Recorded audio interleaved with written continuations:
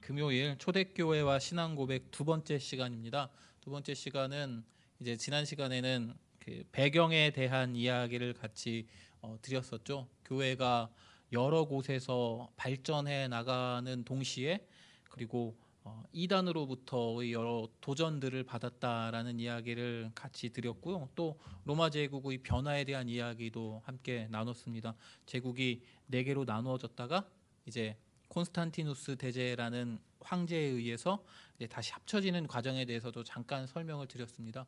그 교회의 발전과 이단의 박해로부터 로마 제국의 그러한 변화로부터 교회들이 어떠한 모습으로 성장해 나갔는지를 보는 것이 이 시간의 목적인데요.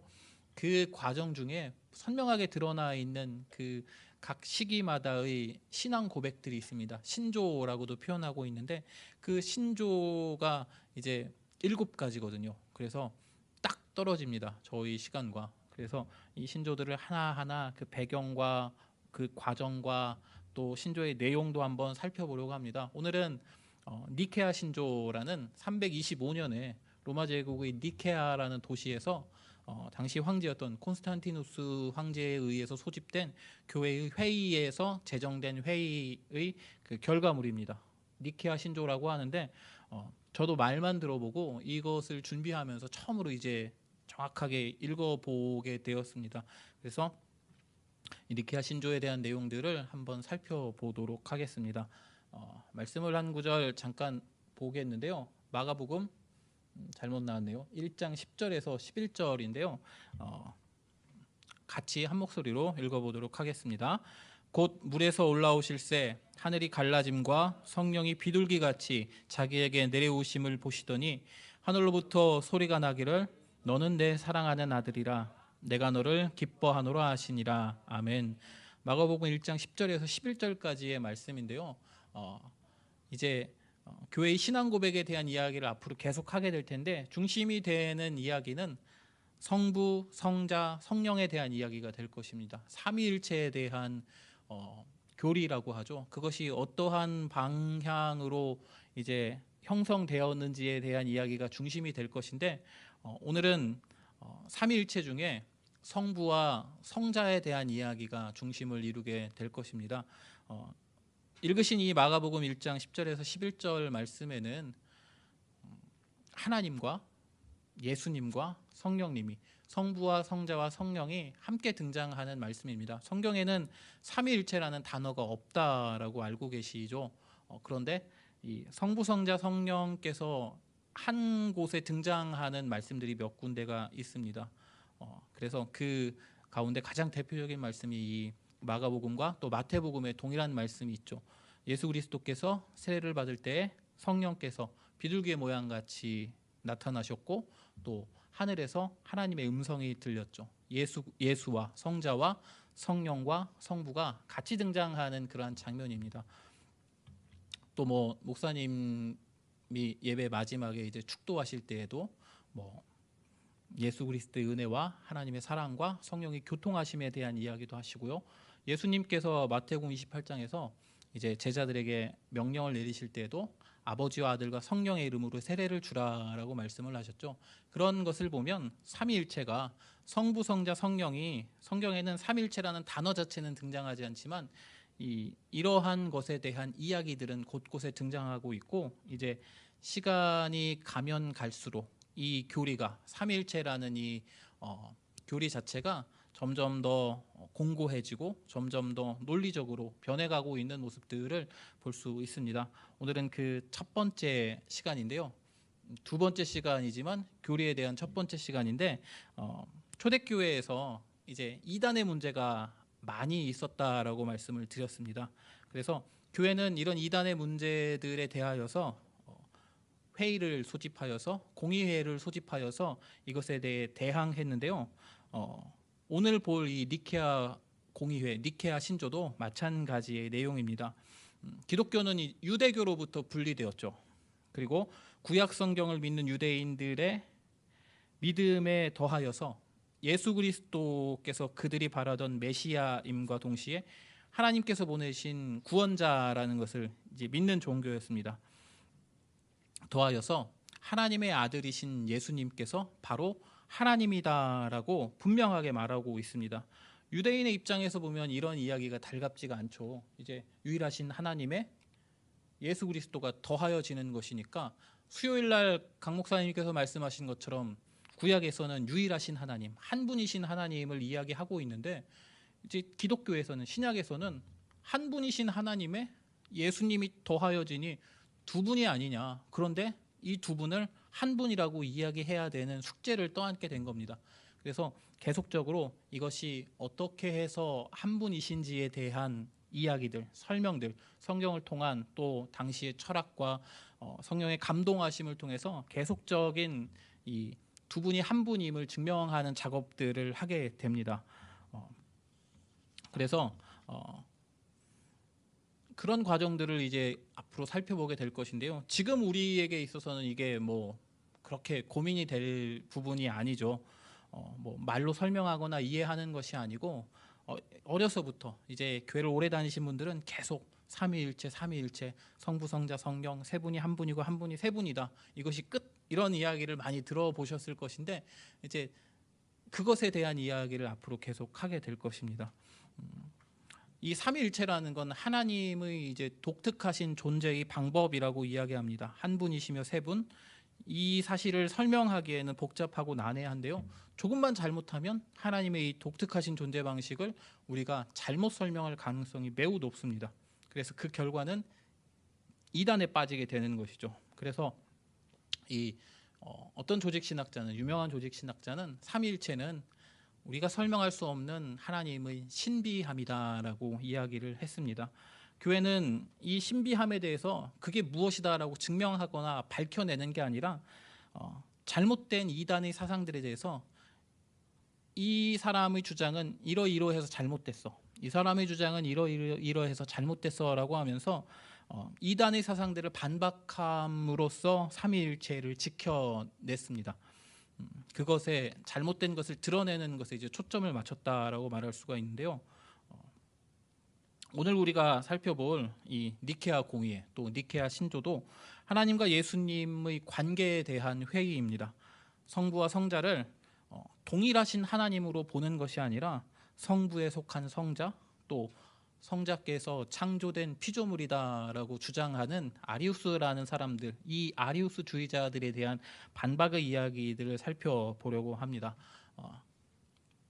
이게 우리가 이제 일반적으로 사용하고 있는 삼위일체에 대한 그 대표적인 이제 그 도식이라고 해야 할까요?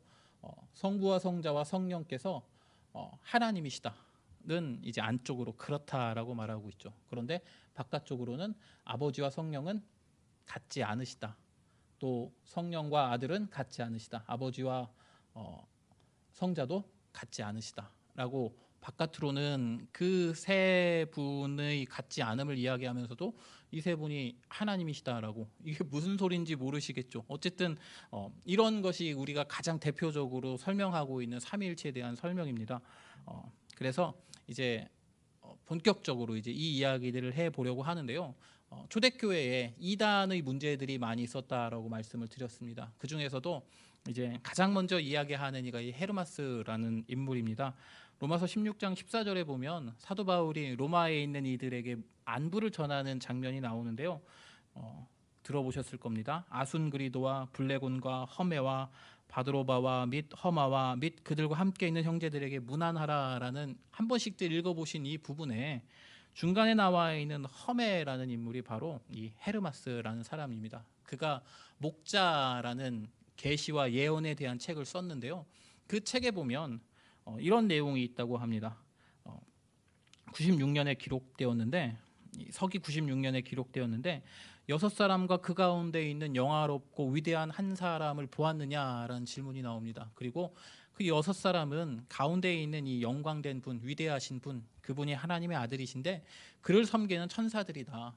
그리고 이 천사들은 이 하나님의 아들을 통하여서 하나님께 갈 수 있다라고 이야기하는 장면이 나옵니다. 언뜻 보면 별로 이상할 것이 없다라고 생각하고 있는데 이 이야기를 자세하게 이제 학자들이 살펴보면 이 헤르마스라는 인물은 중간에 계신 이 하나님의 아들을 성부와 동일한 성자로 본 것이 아니라 하나의 뭐 천사장, 뭐 미가엘이나 이런 천사장들과 동등한 지위를 가진 사람으로 생각하고 있다라고 이야기를 하고 있습니다.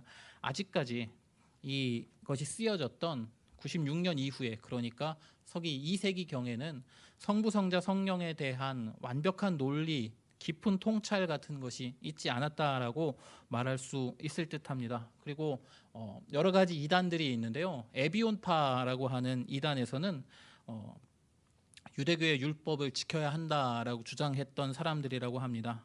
그래서 예수님은 그냥 선택된 자다, 그냥 예언자다, 창조된 그 존재 가운데 가장 뛰어난 자다라고 이야기하는 이들도 있었다고 합니다. 또 영지주의자라고 많이들 들어보셨을 것인데, 이 지식, 그노시스라고 하는 이 단어를 중시했던 이단인데요. 이들은 세상이 선과 악으로 구분되어 있다라고 이야기를 합니다. 그리고 물질적인 것, 그러니까 사람으로 치면 육체는 악한 것이고 영은 선한 것이다라고 말을 합니다. 아주 두 개로 세상을 구분하여서 선악으로 딱 나눠져 있다라고 이야기를 하고 있는 이들인데, 그럼 사람은 영과 육으로 구분되어 있으니 영과 육이 혼합되어 있죠. 선한 것과 악한 것이 혼합되어 있으니까 이 중에서 선한 것, 영만을 분리해내는 이 과정이 구원받는 것이다라고 주장했던 이들이 영지주의자, 그노시스라는 사람들입니다. 그래서 특별한 지식이 필요하다라고 이야기하면서 그 지식을 가져야 한다라고 주장했던 이들이 영지주의자들입니다. 그리고 또 뭐 마르시온이라는 사람도 있었는데, 그는 하나님을 두 하나님으로 이해했습니다. 구약의 하나님은 진노하시는 하나님, 신약의 하나님은 은혜로우시고 자비로우신 하나님, 그래서 하나님은 두 분이야라고 주장했던 이들도 있었습니다. 또 이들과 달리 이제 지금까지도 영향을 미치고 있는 양테론이라는 이단이 있는데요. 이들은 한 하나님이 구약에서는 성부의 모습으로 나타나셔서 세상을 창조하고 언약을 하시고 그렇게 일하시다가 예수 그리스도라는 성자의 모습으로 그 동일하신 하나님이 이 땅에 내려오셔서 구원의 사역을 이루시고 다시 올라가신 이후에 성령의 모습으로 이 땅에 다시 내려오셨다라고, 한 하나님께서 성부, 성자, 성령의 모습으로 나타났다라고 이야기하는 이들이 이 양태론자들입니다. 이것은 너무 이 하나님은 한 분이시며 세 분이신데 한 분이시다라는 쪽에 초점을 맞추고 있는 것이죠. 그리고 또 다른 이단들은 세 분이시다라는 쪽에 초점을 맞추고 있습니다. 우리가 어떻게 설명할 수는 없지만 이쪽으로 가서도 안 되고 이쪽으로 가서도 안 돼야 하는데, 그냥 삼위일체에 대하여서는 너무 이쪽으로 갔다, 너무 이쪽으로 갔다라고 하면서 반박하면서 이 진리를 보호하는 입장으로 교회들은 계속 이 교리를 지켜나가고 있습니다. 어쨌든 이런 식으로 이제 이단들이 등장하면서 교회들을 위협하고 교회의 사상들을 변질시키고 있는 그때에 초대교회의 교부들이 나타나서 이들이 주장하고 있는 바가 잘못되었다라고 이야기하면서 삼위일체에 대한 그 논리를 조금씩 확립시켜 나갑니다.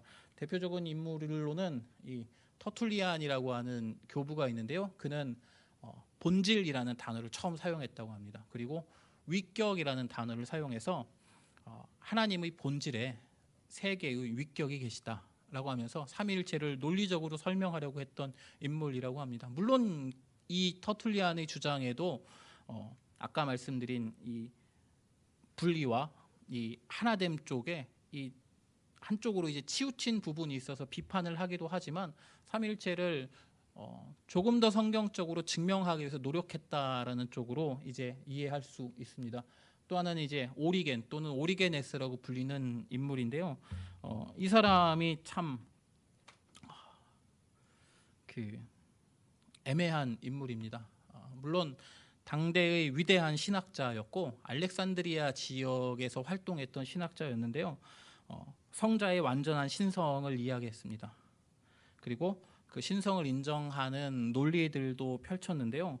그 논리를 말하면서 한편으로는 성자가 성부에게 종속되었다라는 듯한 느낌을 이야기하기도 했다고 합니다. 그러니까 삼위일체에서는 하나님과 예수님, 성자와 성부가 동등하다라고 이야기하는데, 이 말하다 보면 성부에게 성자가 속했다라고, 아들이라고 이야기하니 종속된 느낌을 주게 되는데, 이 오리게네스라는 사람을 따르는 제자 중에는 그래, 성부와 성자는 동등하셔, 이 둘 다 완전한 신성을 가지고 계셔라고 이해한 제자들이 있는가 하면, 성부에게 성자가 종속되었어라는 주장에 동의하는 이들도 있었다라고 합니다. 그래서 이 오리게네스의 제자들이 두 개로 나뉘어져서, 한쪽은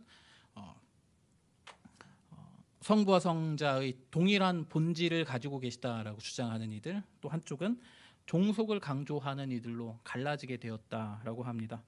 종속을 강조하는 이들은 알렉산드리아의 감독이었던 디오니시우스, 루시안, 또 유세비우스, 그리고 알렉산드리아의 장로였던 아리우스라는 사람이 있었다라고 합니다. 오늘 우리가 살펴볼 이 니케아 공의의 가장 핵심이 되는 인물이 바로 이 아리우스라는 사람입니다.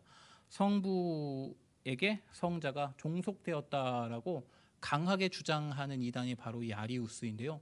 이 사람에 의해서 이 교회 전체가 네가 옳다 내가 옳다라 분열되는 모습들을 보이게 됩니다. 그래서 이제 아리우스 논쟁에 대해서 살펴보려고 하는데요. 이 아리우스에 대한 그림은 별로 없더라고요. 찾아보니까 나머지는 성 알렉산더, 성 오리게누스 막 해서 이 사진들이 있는데, 아리우스만 잘 제가 못 찾아서 그런가. 어쨌든 이 아리우스라는 사람은 256년에 리비아에서 태어났습니다. 그리고 논쟁이 시작된 아리우스 논쟁이라는, 그리스도가 성부에게 종속되었다라는 이 논쟁이 약 기원 후 318년 정도에 시작이 됐는데요. 이때에는 아리우스가 이 알렉산드리아 지역의 사제로서, 선임 사제로서 일하고 있던 때고, 뛰어난 학자로부터 교육을 받고 이것을 자기 나름대로 신학적인 그 사상을 정립시켜서 나름대로의 사상을 이제 전개한 인물입니다. 이 사람이 주장했던 건 이런 겁니다. 하나님의 절대적인 초월성, 단일성을 주장합니다. 여기까지는 이해합니다. 그리고 하나님의 존재는 초월적이고 유일무이하기 때문에 하나님의 그 본질 역시 공유될 수 없다라고 주장했습니다. 하나님이 만일에 자신의 본질을 다른 존재에게 나누어 주신다면 그것은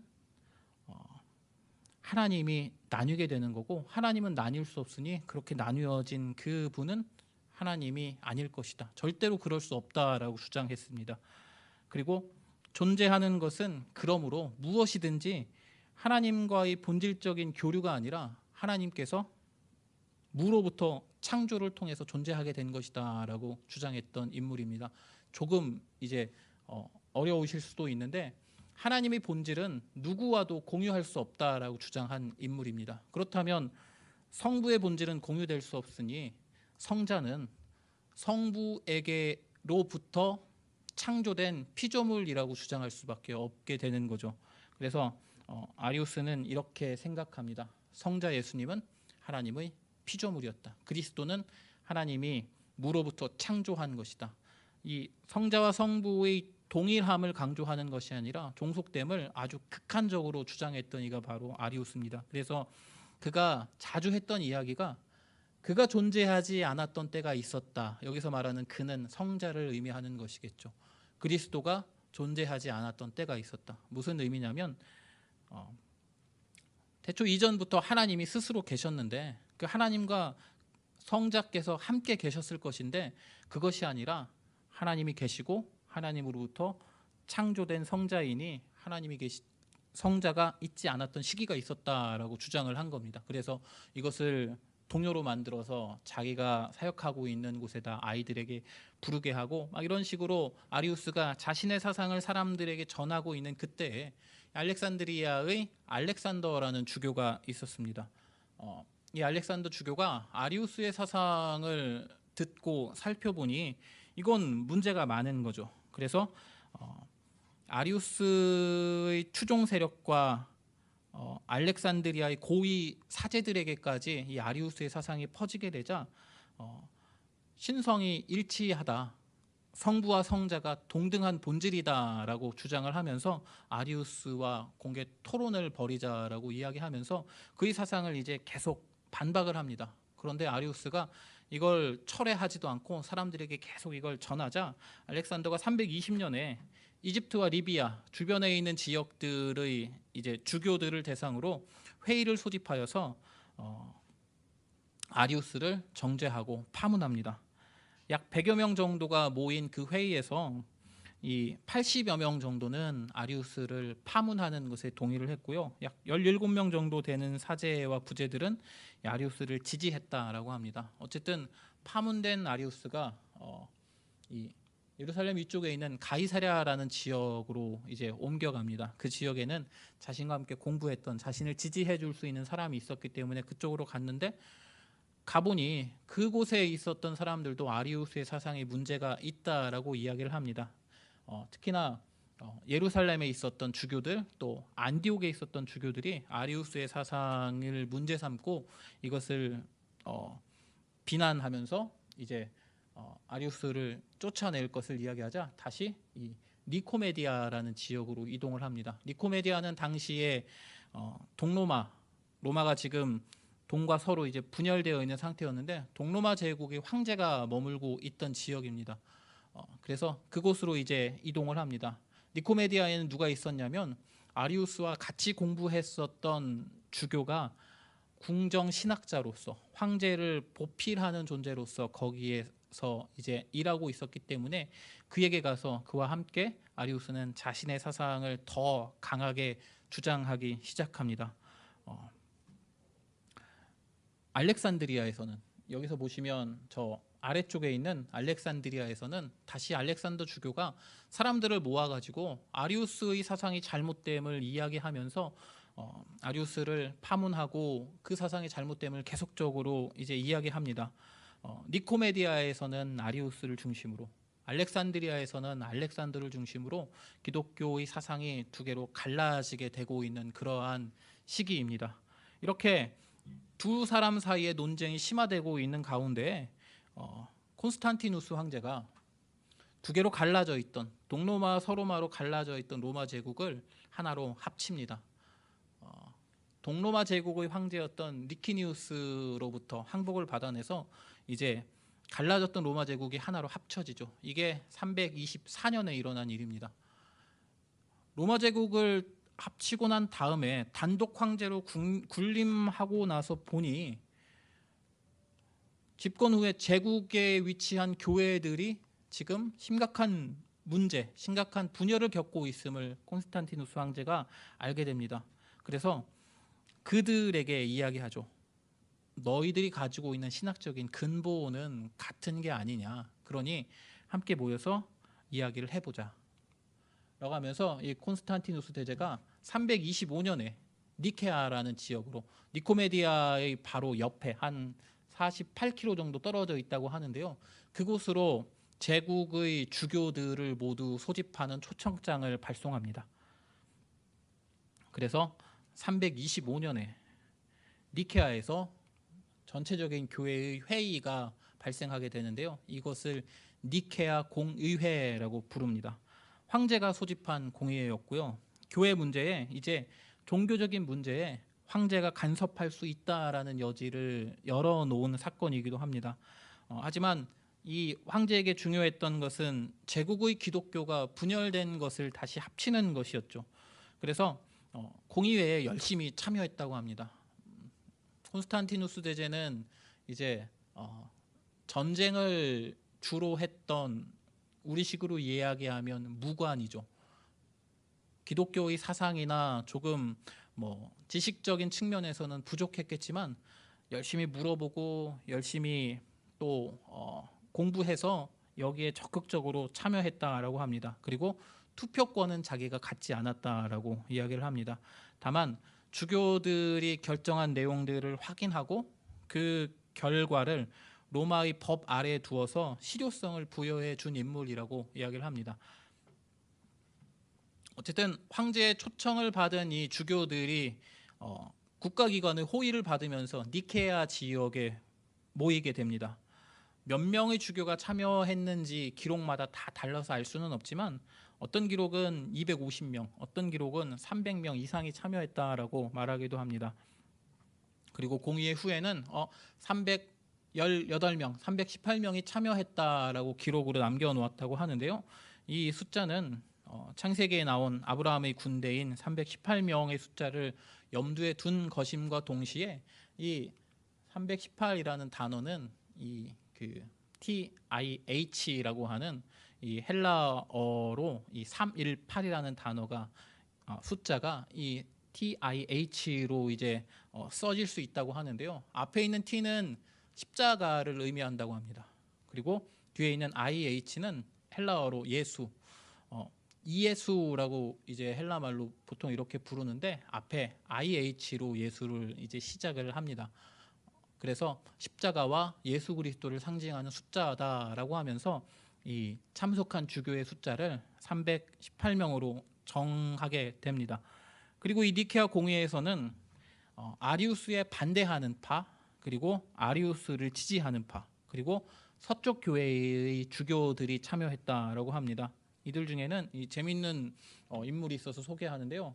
미라의 니콜라우스 주교라는 이도 있었다고 합니다. 이 사람은 자선의 대명사라고 불리면서 산타클로스의 기원이 되는 인물이라고 합니다. 어쨌든 이런 사람들도 우리가 이제 살피게 될 니케아 공의회에 참석했다라고 합니다. 그래서 전통 신앙을 옹호하는 측면, 아리우스에 반대하는 이들이겠죠.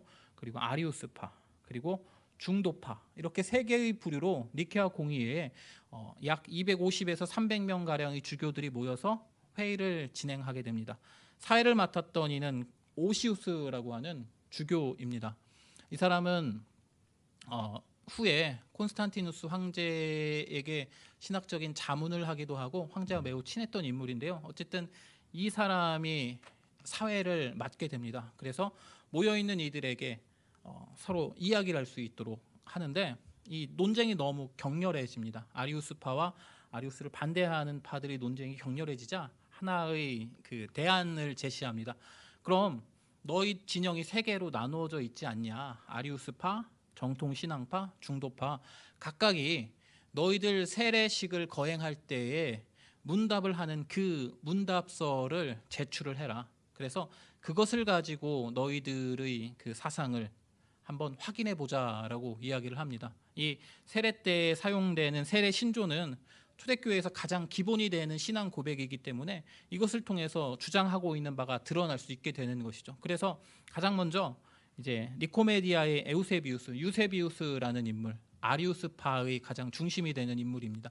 그가 먼저 이 세례 신조를, 세례와 관련된 신앙 고백을 제시합니다. 이것을 보니 문제가 많은 거죠. 예수 그리스도의 신성을 부인하는 내용, 그리스도가 피조물이다라고 주장하는 내용, 하나님과 다른 본질을 가진 분이다라고 주장하는 내용이 그 안에 들어있자 모여있는 감독들이, 주교들이 모두 다 이건 반대다, 이거는 우리가 인정할 수 없다라고 하면서 18명의 주교를 뺀 나머지가 모두 반대를 합니다. 그래서 아리우스파의 신앙 고백, 세례 신조는 이제 거부됩니다. 니케아 공의회에서요. 두 번째로는 가이사랴 지역에 있는 에우세비우스, 유세비우스라는 인물입니다. 유세비우스가 두 명이 나오는데요. 한 명은 니코메디아에 있는 유세비우스, 또 하나는 가이사랴에 있는 유세비우스가 등장합니다. 가이사랴의 유세비우스는 중도적인 입장이고요. 니코메디아의 유세비우스는 아리우스파의 인물이어서 그가 제출한 세례신조가 지금 이제 거부당한 상태죠. 다시 가이사랴의 중도파였던 그가 세례신조를 제출합니다.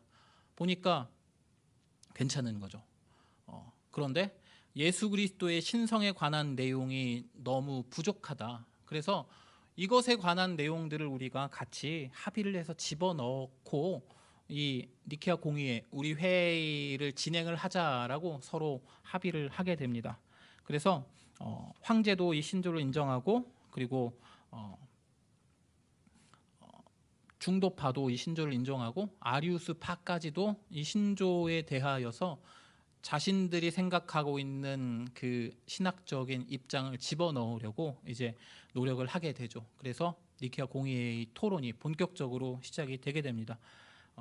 그러다가 결국 회의의 참석자들은 아리우스적인 해석은 우리가 너무 맞지 않다, 신앙과 맞지 않다라고 해서 이것을 배격하기로 합의를 한 후에 니케아 신조를 작성합니다. 그래서 니케아 신조가 작성이 됩니다.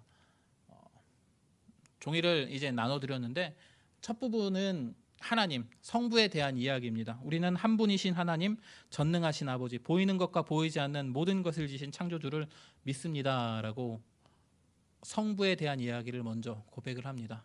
그리고 두 번째로 성자에 대한 이야기, 문제가 되는 부분이 바로 성자의 신성, 하나님과 동일한 분이다라는 것을 반대하는 이들에 대한 이야기를 빼는 것이겠죠. 여기서부터는 좀 이제 차근차근 보셔야 되는데요. 또한 한 주 예수 그리스도를 믿으니 그는 하나님의 아들이시고 아버지에게 나시고 아버지의 본질로부터 나신 독생자이시며 라고 성자에 대한 이야기를 진행을 합니다. 여기에서도 아버지로부터 나셨다라고 표현할 수 있는데 아버지의 본질이라는 단어를 추가합니다. 그래서 하나님과 예수님, 성부와 성자 사이의 그 동등함, 동일함을 주장하려고 표현하고자 애쓴 흔적이 여기 나타나고 있습니다. 그리고 하나님에게서 나신 하나님, 빛에서 나신 빛, 참 하나님에게서 나신 참 하나님, 여기서는 분명히 보이시죠. 성부와 성자의 동등함을 강조하기 위하여서 참 하나님이라는 표현을 거듭해서 사용하고 있습니다. 그리고 나음 받으셨으나 만들어지지는 않으셨다라는 이 부분도 이제 피조물은 아니시다, 하나님으로부터 나오셨지만 그것은 인정하지만 피조물은 아니다, 창조된 존재는 아니다라고 주장하고 있습니다. 여기까지는 아리우스파의 인물들도 뭐 그럴 수 있다라고 하면서 동의했던 내용이라고 합니다. 아리우스주의자들은 이것 아버지의 본질로부터 또 참 하나님으로부터 나신 참 하나님이라는 구절들을 받아들였다라고 말합니다. 어떤 의미냐면 저거는 해석의 부분에 있어서 우리가 우리 식대로 해석을 하면 우리가 주장하고 있는 예수 그리스도가 성자의 그 종속성, 하나님과 같지 않음, 창조된 존재라는 그 주장을 할 수 있겠구나라고 아리우스주의자들이 받아들일 수 있는 수준의 문구였던 것이죠. 그래서 이 아리우스주의자들을 효과적으로 제압할 수 있는 문구는 아니었다라고 이제 공부한 책에서는 나오는데요. 이 중에 가장 그 중심이 되는 문구가 있습니다. 뒤에 나오는 이제 제가 빨간색으로 표현해 놓은 아버지와 동일 본질로서 만물을 창조하셨음을 믿습니다라고 할 때의 이 동일 본질이라는 이 단어 자체가 아리우스주의자들을 배격하기 위해서, 그들의 주장을 완전히 거절하기 위해서 만들어낸 단어가 이 동일 본질, 호모우시우스라는 이 단어라고 이야기를 합니다. 일단 보셨으니까 끝까지 한번 보시죠. 이제 성자에 대한 고백이 끝난 후에 아직 계속해서 성자에 대한 고백이죠. 그는 우리 인간을 위하여 우리의 구원을 위하여 내려오사 성육하여 인간이 되셨으며 순환당하고 사흘 만에 다시 살아나시어 하늘에 오르사 산자와 죽은 자를 심판하러 오실 것입니다 라는 성자에 대한 고백이 끝난 후에 성령에 대한 고백이 이어집니다. 또한 우리는 성령을 믿습니다. 그리고 마지막으로는 아리우스주의자들을 이제 정죄하기 위한, 그들이 다시는 그런 이야기를 하지 못하도록 하기 위한 구절을 집어넣어 놓습니다. 그러나 하나님의 아들이 존재하지 않았던 때가 있었다든지 나시기 전에는 계시지 않았다든지 혹은 무로부터 생겨나셨다든지 전혀 다른 존재들이나 본질로부터 유래했다고 주장하거나 혹은 그가 변할 수 있다거나 달라질 수 있다고 주장하는 자들에게 보편적이며 사도적인 교회는 파문을 선언합니다 라고 하면서 니케아 신조를 마무리하고 있습니다. 마지막은 이제 그 이단에 대한 파문을 결정하는 내용이겠죠. 특히나 아리우스주의자들을 파문하기 위한 구절입니다. 이 중에 문제가 되었던 단어가 아까도 말씀드렸던 이 동일 본질이라는 호모우시우스라고 하는 단어입니다. 사회를 맡았던 그 오시우스라는 사람이 제안한 단어인데요. 아버지와 아들이 신적으로 그 본질이 같다라는 의미를 갖고 있는 단어입니다. 그런데 문제가 있었습니다. 대다수의 주교들이 이 단어를 사용하는 것에 대하여서 이제 불만을 반대하는 입장을 가지고 있었습니다. 왜냐하면 너무 강한 물리적인 일치를 뜻하는 단어가 바로 이 호모우시우스라는 단어였기 때문입니다. 아까도 말씀드렸다시피 하나님은 삼위일체의 신이 한 분이시며 세 분이시죠. 이 결합하는 듯한 세 분이 한 분이시다라는 이 생각과 또 한 분이 세 분이시다라는 이 분리되는 이 두 가지가 균형을 맞춰야 되는데 호모우시우스라는 단어는 결합하는 쪽에 너무 강한 의미를 가지고 있기 때문에 주교들이 이 단어 자체에 대하여서 만족해하지 않았다라고 이야기합니다. 또 과거에 이단 영지주의자들이 사용했던 단어이기도 하고요. 결론적으로 주교들이 이 단어를 정말로 사용하기 싫어했던 이유가 뭐냐면 성경에 등장하지 않는 단어였기 때문입니다. 대다수의 주교들이 이 용어 자체에 만족하지는 않았지만 이 사회를 맡았던 코르도바의 오시우스라는 사람이 먼저 황제에게 찾아가서 황제를 설득합니다. 회의 전에요. 그리고 주교들에게 가서 이 알렉산더와 같은 이 반아리우스파 주교들을 설득하기도 합니다. 그래서 황제 입장에서는 이 단어가 가지고 있는 좀 애매모호한 점이 있으니 이것을 해석하는 것에 의해서 황제가 원하는 대로 로마 제국의 교회들을 이끌어갈 수 있겠구나라고 생각하면서 여기에 대하여서 찬성의 뜻을 표했던 것이고요.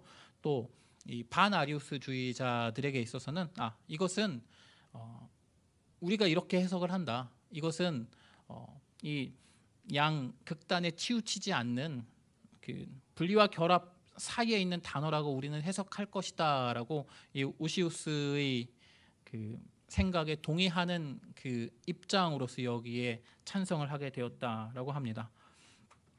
그래서 325년 5월 20일에 시작되었던 니케아 공의회가 6월 19일에 이 신조를 방금 함께 읽으셨던 이 신조를 채택하게 됩니다. 그러나 18명의 주교들은 이 신조에 반대하였고요.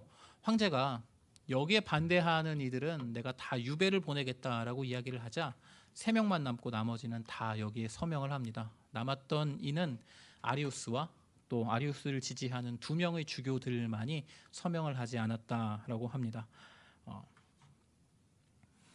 그리고 이 18명들은 18명 중에 3명을 뺀 15명이죠. 이들은 아리우스를 파문하는 것에는 동의하지 않습니다라는 입장을 밝히면서 서명을 했다라고 합니다. 그리고 이 이후에 몇 가지 교회에 대한 그 의제들을 논의하고 나서 니케아 공의회가 마무리되었다라고 합니다. 이렇게 니케아 공의회에 대한 이야기를 그리고 니케아 신조에 대한 이야기를 이제 잠깐 나눠 보았는데요. 공의회에서 결정된 사항은 이 정도로 요약할 수 있을 것 같습니다. 그리스도가 곧 하나님이시다. 그리스도는 하나님과 동일 본질이시다. 그리스도는 만들어지지 않았고 영원부터 존재하셨다. 그리스도는 우리 구원을 위해 사람이 되셨다. 이 정도의 내용이 이 니케아 공의회에서 합의가 된, 그래서 이 니케아 신앙 고백 신조에 포함된 내용이라고 이야기를 합니다. 이제 니케아 신조를 이제 읽어 보셨죠? 그럼 한 가지 이제 의문점이 드는 부분이 있을 것입니다. 성부, 성자, 성령에 대한 이야기를 쭉 기록을 했는데 성령에 대한 부분이 너무나 짧게 기록된 것을 알 수 있을 것입니다. 나는 성령님을 믿습니다라는 것으로 이제 끝나게 되는 그 내용들을 보셨을 것인데 이제 325년에 니케아 공의회가 끝났고요. 381년에 콘스탄티노플에서 다시 한번 공의회가 열립니다. 그때의 사람들 사이에 논의가 되었던 내용은 어떤 것일까요? 성부, 성자, 성령 중에 논의가 잘 되지 않았던 성령에 대한 논의가 이제 약 60년 후에 다시 한번 논의가 됩니다. 우리가 너무 당연하게 여기고 있는 예수 그리스도께서 하나님이시다라는 말은 초대교회에서 수많은 이단에 맞서서 반론을 펼치고 또 공식적으로 맞서면서 만들어진 고백입니다. 이 한마디 고백을 위해서, 이 신앙 고백을 위해서 애쓰고 노력하고 연구했던 인물들의 모습들을 살펴보았습니다. 기독교는 누가 뭐라고 하든지 이해해라, 받아들여라, 사랑하고 용서해라, 이해해라 이렇게 이야기하지만 타협할 수 없는 절대적인 진리들이 있습니다. 그리고 그 진리들이 신앙 고백 안에 포함되어 있고요. 오늘은 예수 그리스도께서 하나님이시다라는 그 내용들을 중점으로 니케아 공의회의 신앙 고백을 통해서 살펴보았습니다. 이 고백은 성경을 읽다 보면 요한복음에 등장하죠. 도마가 이렇게 이야기합니다. 도마가 대답하여 이르되 나의 주님이시오 나의 하나님이십니다 라고 고백을 하죠. 이미 성경에 있었던 고백입니다. 그런데 사도신경을 보시면, 사도신경 우리 매주 암송하고 있는데 그 안에는 성자에 대한 이야기가 이렇게 나와 있습니다. 그 외아들 우리 주 예수 그리스도라고 간략하게 기록되어 있습니다. 그 뒤에는 복음서에 나와 있는 예수님의 그 사역에 대한 이야기들이 기록되어 있죠. 하나님과 예수님이 동일하신 분이시다라는 고백은 우리가 고백하는 사도신경에는 본격적으로 다루어지지 않습니다. 신앙 고백에는 두 가지의 그 성격이 있습니다. 하나는 보편적인 성격입니다. 빠질 수 없는 진리를 이 안에 집어넣어야 합니다. 그리고 또 하나는 특수성이라고 이야기를 하는데요. 그 시대에 맞게 그 시대에서 요청되는 사항들을 그 안에 집어넣습니다. 그래서 사도신경이 만들어졌을 당시에는 삼위일체의 교리에 대하여서는 어느 정도 정리가 된 시기가 아닐까라고 생각이 됩니다. 사도신경은 이제 니케아 공의회 이전에 있었다라고 이야기를 합니다.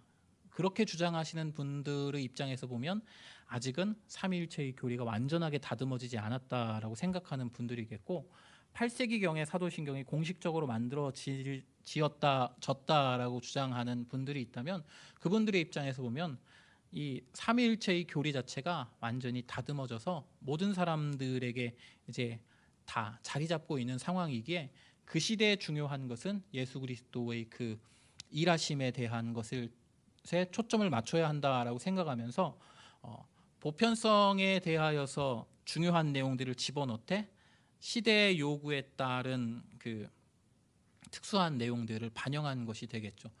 우리가 살펴본 이 니케아 신조는 당시의 요구에 의하여서 예수 그리스도의 그 신성, 동일 본질이라는 이 단어를 중점으로 그리스도와 하나님이 동일하신 분이다라는 것을 중점으로 만들어진 그러한 신앙 고백입니다.